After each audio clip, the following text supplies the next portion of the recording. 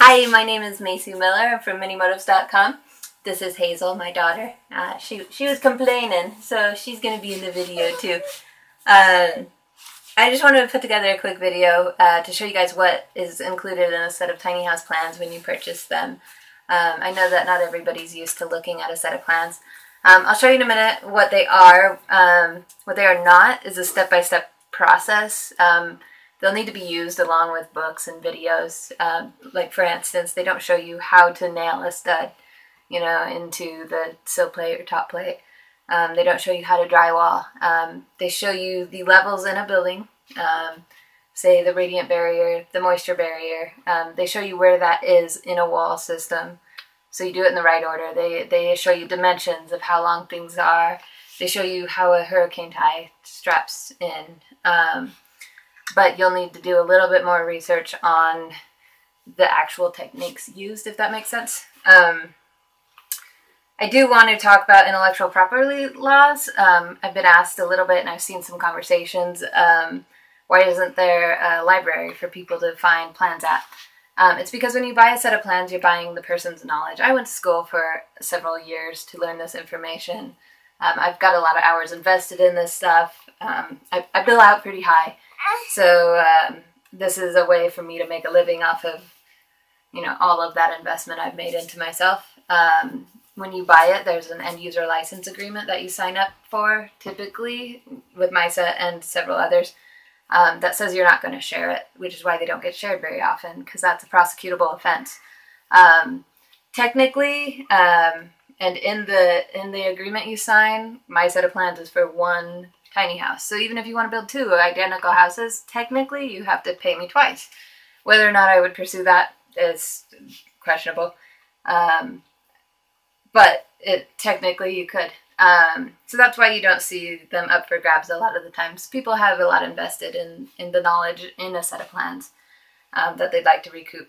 Just to give you an idea, if I were to do a custom tiny house for somebody with the amount of hours put into my set alone, I would have to charge upwards of $5,000 to make it worth my time. The only way I'm able to offer this as a resource is to sell it to multiple people.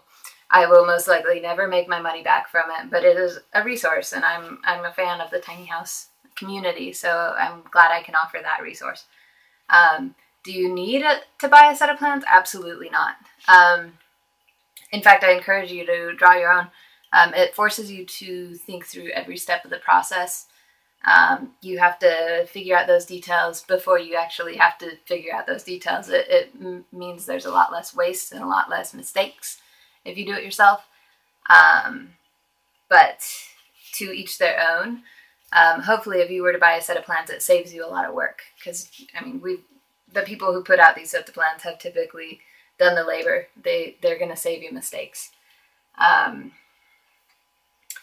So how do you pick plans? Because what you want is not out there. It doesn't have to be this exactly what you want. It can be similar. What you'll look for is similar details, similar roof type. Do you want a loft or not? The finishes, you can make your own. You can move windows around. You can move doors around. What you really want is those details. How do you connect to the trailer? How does your roof connect to the walls? How do you flash a window? All of those things are included in typical sets of drawings. And if they don't have exactly what you want, but maybe it's closest to your floor plan, call the person up or email them and ask them if they're willing to give you a detail for, a loft. I know if somebody contacted me about that, I'd be happy to get them whatever details they want. I can draw you up a quick detail of how a loft goes together. I can, if you want to do a pitched roof, I can give you a detail for how a pitched roof goes together. Happy to do that for anybody. And my guess is that other people would be as well. Yeah, so I think that was all the conditions I wanted to talk about. So let's go through a set of plans. This is not a completed set of the Minimotives plans. This is a draft set. This is pretty close to my final draft, but I had it around the house and it'll work for demonstration purposes. But if you're zooming in and trying to use these instead of buying a set of plans, be warned, it's not the final set of plans. So there might be errors. You're more than welcome to do that, though. So without any further ado, let's look at some plans. Okay, so I'm going to talk to you about what is included in a set, or what you should be looking for when you buy a set of plans for a tiny house. We're going to use my set of plans as an example here. This is a draft set, so this isn't the completed 100%. This is not exactly what you would get when you order them from my website. But it is good enough for demonstration purposes, and I have it laying around the house. So I designed this so it can be printed in black or white, by the way. You don't have to print it in color like this set here. Makes things a little bit easier to print. It's also nice if you can buy a set of plans that are on a standard size piece of paper, either 8.5 by 11 or 11 by 17s. Mine I designed to be on 11 by 17s just off the get-go. Easy to print off, relatively cheap to print off at that size. The plans are meant to be modified in a way. I would say, as far as tiny houses go, they're meant to be customized. This is your base, but tiny houses have to be custom to you. So you're going to need to modify some things about them, a layout. Your version of this house might not even look like that from the outside. Maybe you want to enclose the porch and call that a room, you know? You can do that using the same details that are throughout the set. Another part to consider is what's included in the set of plans. Go through and wherever you're purchasing them from should outline what's included in the set of plans. I'll give you an idea of what each of those things are. I have a couple different levels, so if you're just looking for framing plans, general geometries, dimensions, and everything, I have a lower base set of plans. The typical plan that a do-it-yourself would probably buy is the middle set of plans, which includes, that's what I'm going to go through here, includes everything. And then I do have a package that also includes the SketchUp model if you wanted to get that along with the drawing sets. So we will just go ahead and go through the set of plans. So you have your cover sheet here. On the cover sheet, you've got the general concept. This is what the tiny house looks like. You've got your project information where you can contact me if you have any questions along the way. I'm happy to assist with them. And then you've got your index for listing what is in here. So you could quickly say, I just need the plans, go find the plans in here. You've got abbreviations and symbols. It gets to be a little bit too muddy on the actual drawings to write out every word. So some of the more common things like clear, like you have to be 8'6" clear, those are abbreviated, and this is just kind of where you go to find out what that information means. Most of the time it's fairly apparent. And then the disclaimer. Generally, this is included on the end user license agreement. It's included somewhere in the set. It's probably in an email. This removes liability, in this case, from me. And the reason it's there is because I have no control over how you're actually building this. You may read one of these details and read it, in a different way than it's intended to be, where if I'm on the job, I can see that, catch it, and make it right. But I don't have that ability on your own plan. So this just removes all liability from me. You're going to find that in every set of drawings you have. So there's your cover sheet. And then this is not standard, I don't think. I've just included kind of some steps along the way. This is kind of the process you'll see as you go through building. Essentially, with a few discrepancies, it's in the order that you would build it in. This would be the exterior, and I've just kind of listed it out. And then interior steps here. I say essentially because you're not going to do all of your plumbing first, but that's the way I show it, But this is basically the layers of how your house would be built, just for an idea on that. And then this is the general information page. It has a lot of information on it. Right here I have the material list for the entire job. It goes through the trailer, the walls, the windows, doors, roofs. It calls everything out so you can go price things out and get an idea of what things are going to cost you. I tried to be as comprehensive as I possibly could be, even down to fasteners, nails, what to expect there. And then I've got general information, which is just that. It's general information for the project. Fully caulk, these type of conditions. the deck patio, it's all optional. Things like that. Just overall, rigid foam doesn't have to be used for insulation. You can do spray and you can do this, you can do that. That's all listed here. And then I have a suggested construction order as well. Very loose. You do not have to do it in this order. That's just kind of what I think makes the most sense. I thought that would be handy for somebody who doesn't have this stuff before. So when you're setting up your construction schedule and thinking about where you're going to be in a month, you can go through this information and see. And I've included a couple of helpful links as well. A good portion of this stuff in my particular set is hyperlinked to the actual product. So when I say, you need a refrigerator, I've linked it to my exact refrigerator that I used just for your ease. So you could look it up and see. You do not have to use those exact things. It's just kind of to help you find those products. This is also not in every set. If it was me, I would be getting excited about the design. I would have family and friends who have no idea what I'm talking about. So I thought it would be nice to include just some pictures that you could show your friends and family and say, this is what I'm going to build. It's going to look something like this. Does not have to look something like this. It's just an extra sheet. So when people say they want to buy tiny house plans, this is the one sheet that people seem to think it includes. This is one of 32 sheets. It's the floor plan. There's a lot of information on this sheet. I've tried to separate it out where it's easy to follow, especially if you're somebody that's not used to reading plans. I have the standard sets would look just like this drawing. This one's not here. I've tried to include an axonometric color, shot with each of the drawings just to help you navigate your way through, make it a little bit easier to read. It's got finished, it's got materials for the finishes. Not necessary, but hopefully it's helpful. So you've got your basic information, dimensions, and then I call out objects throughout. And again, these have hyperlinks to them in the PDF copy. And then you have general notes typically on a sheet, which the general notes located on a sheet apply to the sheet typically. So all of these have something to do with the plan.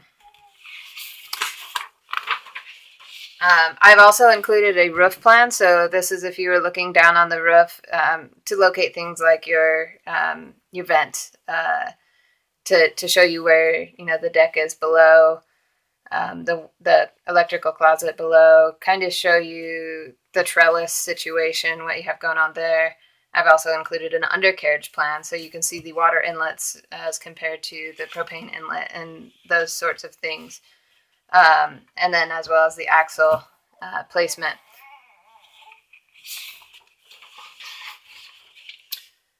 So a little bit beyond that, this goes inside. This is now your reflected ceiling plans. And in this, I've located all the fixtures for you. So this is as if you were cutting at the top of the doors and looking straight up.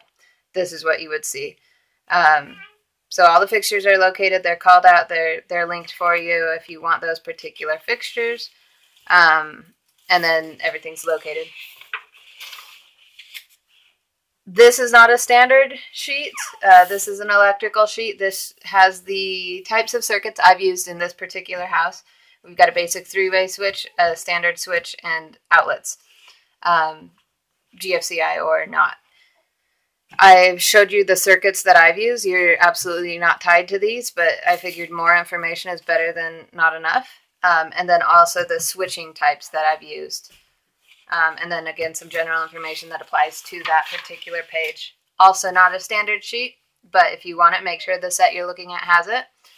This is the plumbing sheet. It talks about gas pipes up here, how things are connected and where and why, as well as the plumbing, vents and inlets and the flow of the water through the house. And then we get into the framing plans. This is just the sheet so you can see overall what it looks like. And then you say, oh, I want to frame this wall. Well, this wall is called out on this page. These page numbers correspond to these numbers right down here. So this is saying 4.3, it's detail number 2. So you would go find 4.3 detail number 2 is that wall. That is basically how to read a set of plans, and that's about as in-depth as you'll need to know. Sometimes those in a bigger job would be a few times over. But in this, I wanted to show some basic sill header conditions, your tie downs.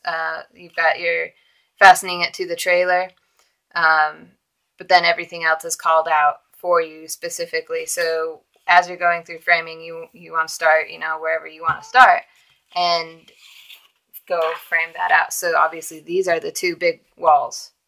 You would start there, build up, and then so everything here is 24-inch on center. Everything is usually 24 on center or 16 on center, and that's because a sheet of plywood is 4 foot by 8 foot typically, and so those are dimensions that you would have your sheet goods line up perfectly on the stud so you can fasten them. You don't want a piece of plywood lining up in the middle of 2 studs. You want to fasten along all edges. So that's why you typically see something 24 on center, 16 on center. Even when you have like a window cut through, like right there, this is still my 2 foot on center. That gets maintained throughout, and then you cut out the openings. These are extra studs just for the window structure. Then you go inside, and you've got all of my interior walls and a couple more little exterior components there, but it's all detailed out on how you do it. Also the flooring, and then the roof.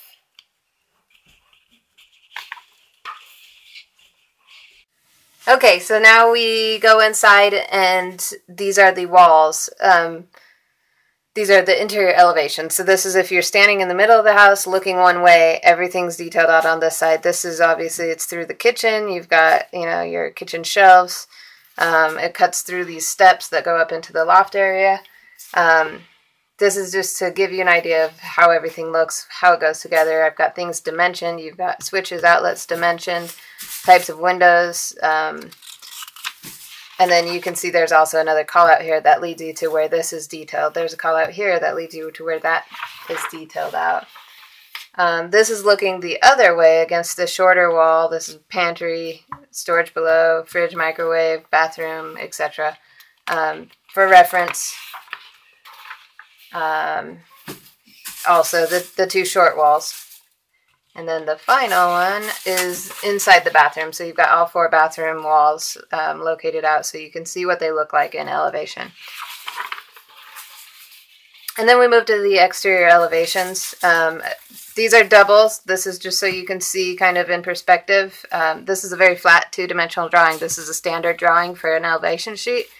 I wanted to give a kind of an idea what it looks like in reality. But everything's called out here. These are just reference.